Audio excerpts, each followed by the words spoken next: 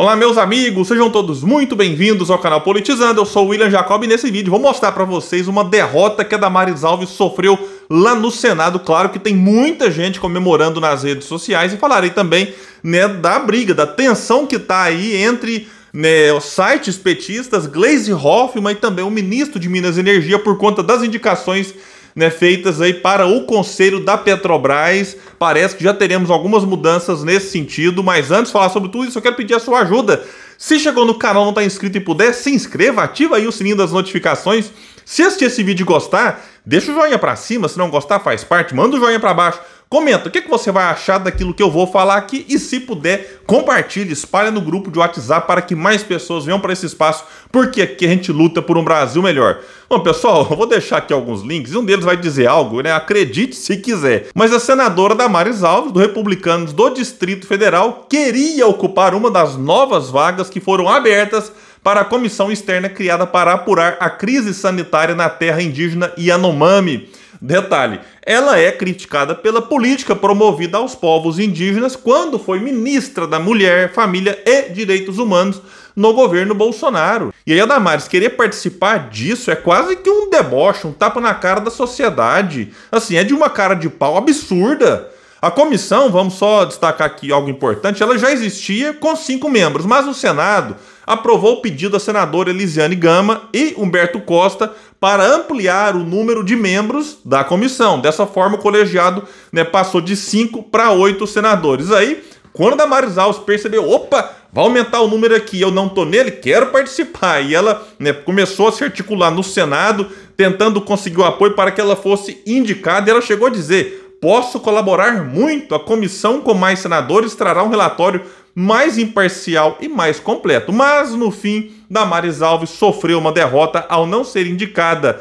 E no final foram indicados, então, Marcos Pontes, que é do PL, e meio que na cota da oposição. Estava tendo uma articulação para ter algum bolsonarista nessa comissão, e aí, muitos defendiam Damares Alves, mas no fim foi decidido aí pela presença do Marcos Pontes, que é do PL, senador, o astronauta, que foi eleito pelo estado de São Paulo. Ele que também era ministro de Bolsonaro, mas é considerado, digamos assim, não tão radical ou mais moderado do que a Damares Alves. A outra que foi indicada é a Leila Barros, senadora do Distrito Federal, ela que é do PDT, e também Zenaide Maia, que é do PSD.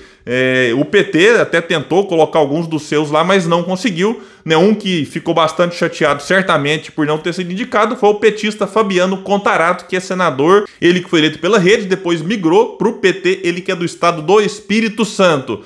Agora, chegou a causar alguma surpresa esse desejo da Damares Alves de participar dessa comissão, porque, na verdade, ela pode se complicar pela atuação dela como ministra, justamente por conta da tragédia ocorrida com lá os povos Yanomamis. Então a Damares, ela é alvo, inclusive, de um pedido de cassação, pedido feito pela bancada do PSOL na Câmara dos Deputados.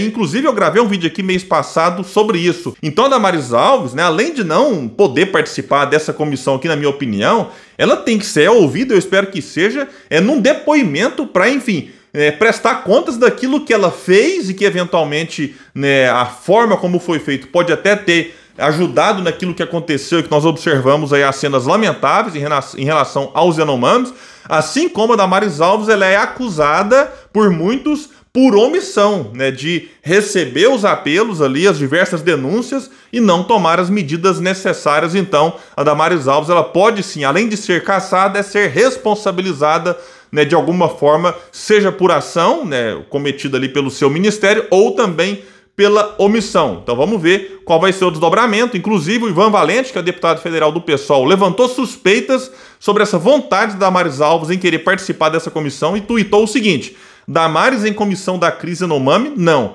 Quando ministra, ela pediu, vejam bem, a Bolsonaro para vetar envio de suprimentos básicos e até mesmo água potável a indígenas durante a pandemia. O que a senadora quer é atrapalhar a investigação do genocídio de que ela é participante. Palavras do Ivan Valente. E aí, depois, como eu disse aqui, ela sofreu essa derrota e foram outros os indicados para compor essa comissão agora ampliada. Pessoal, falar de um outro assunto que eu tenho abordado aqui no canal aí já há muito tempo é em relação a essa política de preço da Petrobras, que o Conselho da Petrobras define, conselho que o governo tem maioria. São 11 cadeiras e o governo indica 6. E agora o bicho está pegando entre a Glaze, né, que é presidente do PT, e o ministro de Minas e Energia, Alexandre Silveira, que é do PSD de Minas Gerais e que apoiou Lula nas eleições. O motivo é que chegou a hora do governo indicar os nomes para o Conselho. E como eu disse, são 6 nomes indicados e 5 lá representando os outros acionistas. E aí, segundo consta, foram indicados aqui alguns nomes considerados privatistas, entreguistas e alinhados ao mercado.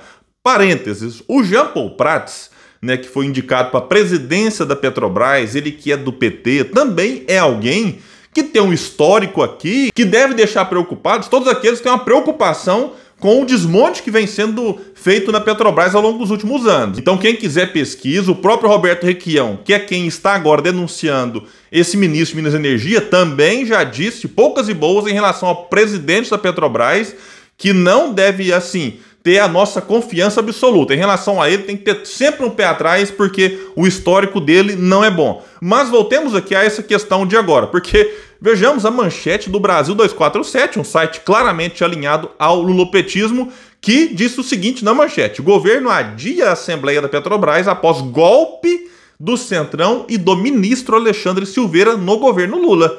Poxa, se eles estão acusando o ministro de golpe, e se o PT, o governo, concorda com esse site, que insiste, é um site alinhado ao lulopetismo, né, vão manter o Alexandre Silveira, então, no cargo de ministro de Minas e Energia, alguém que, segundo estão apontando aqui, está tentando dar um golpe no governo. Então vamos ver qual vai ser a continuidade em relação a isso aqui. O site vai dizer mais.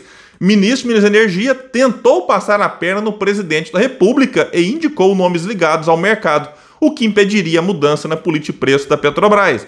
E na matéria que eu li na íntegra vai dizer que esta composição pró-mercado foi articulada pelo Banco BTG Pactual, na pessoa de Bruno Bianco, advogado que atuou nos governos Temer e Bolsonaro. O objetivo, segundo consta, principal seria barrar mudanças na atual política de preços dos combustíveis da Petrobras. Aqui quando fala BTG, eu já me lembro, né, que esse aqui foi um dos patrocinadores daquele famoso jantar promovido pelo grupo Prerrogativos e que reuniu Lula e Alckmin antes do anúncio oficial de que o Alckmin seria vice e muitos apoiadores ainda em 2021. Voltando aqui para a matéria do 247, o Centrão conseguiu colocar na lista do ministro de Minas e Energia seus aliados: Pietro Adamo, Sampaio Mendes, presidente do Conselho de Administração, Carlos Eduardo Turcheto Santos, Vitor Eduardo de Almeida Sabac e Eugênio Thiago Chagas Cordeiro. E aqui vai dizer que, indicado o ministro Alexandre Silveira, o atual secretário de Petróleo e Gás do Ministério de Minas e Energia, Pietro Mendes, foi secretário do Ministério no governo Bolsonaro, quando a pasta era comandada pelo almirante Bento Albuquerque.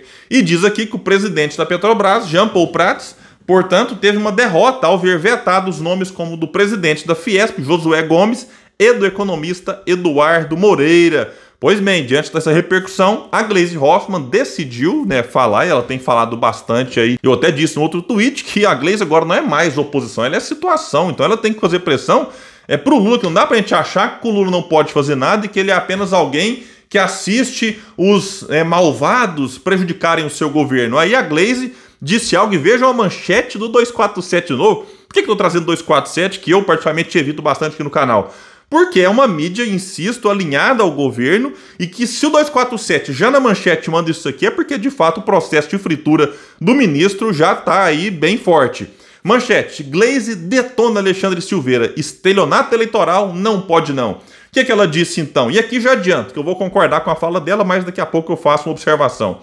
Eu penso, disse, que os indicados do governo têm que seguir governo. Esse é um problema do ministro Alexandre Silveira. Ele não pode colocar um conselheiro que seja contra o que o presidente falou na campanha. Estelionato eleitoral não pode não. Nós temos que ser firmes. Não tem por que manter essa política de preço da Petrobras, de dolarização. Não tem por que pagar esses dividendos. Isso é um tapa na cara dos brasileiros. E ela continuou: isso é escorchante. Quem for para a Petrobras no conselho da diretoria, na diretoria tem que saber isso. Ganhou um presidente que falou isso na campanha. Se a gente tiver uma gasolina mais barata, a gente tem impacto na competitividade e no processo inflacionário, disse ela em entrevista ao Metrópolis. Insisto que eu disse antes, ela tá certa, essa política de preço da Petrobras é sim um tapa na cara, né, do cidadão brasileiro. Agora vamos ver se o Lula, mais uma vez, né, vai dizer que não pode fazer nada, que, enfim, a Petrobras tem a sua autonomia, que não pode ficar interferindo, que senão o mercado fica nervoso, ou se ele vai,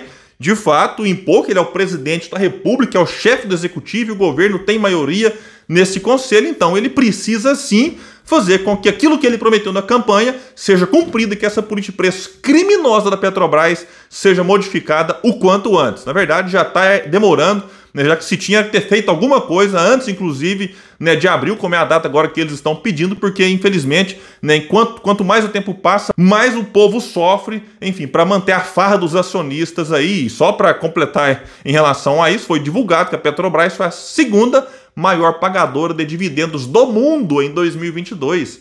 Né, essa manchete aqui deve ser comemorada pelo mercado, pelos acionistas, mas lamentada pelo povo que foi assaltado para que esses dividendos absurdos, criminosos, abusivos fossem pagos aí. Detalhe, sem pagar um centavo de imposto. O Brasil é um dos 2 ou 3 países no mundo que não cobra imposto sobre lucros e dividendos, mas se você ganha um salário mínimo e meio, já está pagando imposto de renda na fonte. Não tem nem direito de reclamar, nem de recorrer, já é retido lá. Mas quem recebe bilhões de dividendos aqui da Petrobras não paga um centavo de imposto. Então esse é um outro absurdo que tem que ser modificado no Brasil, que não dá para aceitar a situação como está. Pessoal, então é isso. Deixa aqui embaixo no comentário de vocês o que vocês acharam dessa derrota de Damares Alves e do desejo dela de participar dessa comissão e também dessa questão aqui envolvendo agora aí o ministro de Minas e Energia, né, que está nesse processo aqui de fritura e, nesse caso aqui, com razão, porque é um absurdo,